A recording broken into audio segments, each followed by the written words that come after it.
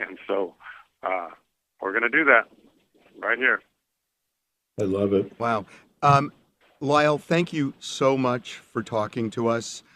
Could I ask Eric one more question? There's something he said earlier that I just can't get out of my head. Yes, for sure. Hold on a second, Eric. Um, I'm here, Harvey. Hey, Eric. I have one other question. And when you said it at the beginning, 20 or 30 minutes ago, um, it really hit me. And I was thinking, you were behind bars as a very young man, and you talked about being mercilessly bullied. What happened to you? I will say that I was picked on, bullied violently, and it was traumatic, and it was continual. And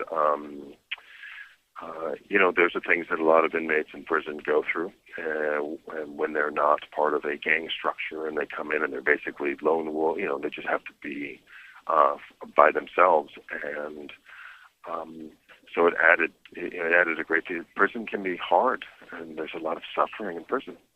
So, and I'm not going to fight back. I'm not going to, engage. And I had no one to really to turn to for help. And I was separated from Lyle. And I remember the day that I was told Lyle just got assaulted and got his jaw broken, and it was. I'm thinking, he's over there, I'm going through this over here, and at least we could protect each other maybe if we were together, but we were not even allowed to be together. So it was difficult, and it didn't, that's why it took years to work out of it, because you have to find yourself in prison. And I will say that prisons, I believe that corrections is doing their best, and I want to work with them. I know Lyle is, of really changing that culture today. They're really trying, but 25 years ago, it was an even darker, more dangerous place. Okay, well, look, we really appreciate you and your brother spending time with us. And to be continued next month in court. Eric, thank Thank you so you. much. Thank you. Really Thank you appreciate it. for. Okay. I'll say goodbye. Thank you all. Thanks again. And Thank thank you you. for everyone that is praying for us and supporting us and wishing us the best.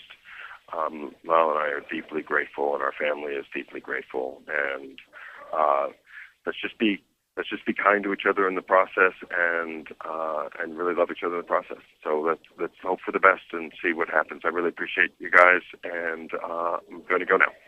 Thank you Bye now. again. Thanks again, guys. Bye. I got to tell you, I am shocked. I'm just shocked at how mature and thoughtful um, and different they are. It's really stunning, Mark. I mean, you may be used to it because you represent them, you talk to them all the time, but this is a vastly different picture from 35 years ago. It's amazing how far the culture has come. It's also amazing how far they have come. And I think your observation is true. And they have taken this, almost, what are they? They're closer to 4 decades than three now, and they've used their time wisely. So, what do you think's going to happen? You know who the judge is. You now know who the DA is, who seems much more non-committal than the previous DA. What's your gut? My gut is, look, I've been doing this for 41 years, going on 42 years. If I wasn't a optimist, it's very hard to get up in the morning and do this. So I am the optimist that they've done their time. I've said it and I'll say it again. If they were the Menendez sisters, they would not be in custody. And it's time. It's time for them to come home. When they talk about Terry, that's Jose's older sister. They talk about Joan, that's Kitty's older sister. You hear people say, "What about Kitty?" And I always say, look, if Kitty's older sister wants them out, and if Jose's older sister wants them out. Who are we to be one of the haters that says no? And once you listen to them, once you talk to them, I mean, it's, I was a sociology and anthropology major, and my father used to tell me that and a nickel gets you a cup of coffee. But it's very hard to predict anything in the world. But one of the things that I can predict is these guys have as low a chance of recidivism as any two humans that are in custody. Yeah. Well, that was extraordinary to listen to them.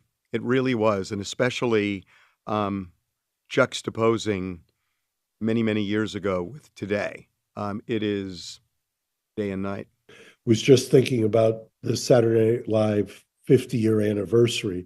And when you take a look at what Saturday Night Live, the way they were caricatured back then, would never be done now. And that's part of the evolution kind of on the macro side. And it's just a fascinating place we find ourselves in. And I'm hoping that the good things happen in the next 30 days. Do you think it'll be a quick decision, or do you think there are going to be multiple hearings and this is going to drag on? I'm hopeful that it's a quick decision. I mean, there's a lot of things going on, and I'm hopeful. I'll keep you posted, Harvey. Don't worry. I'll be there. Yeah. Okay, Mark. We will see you next week. Thanks, Harvey. Thanks again.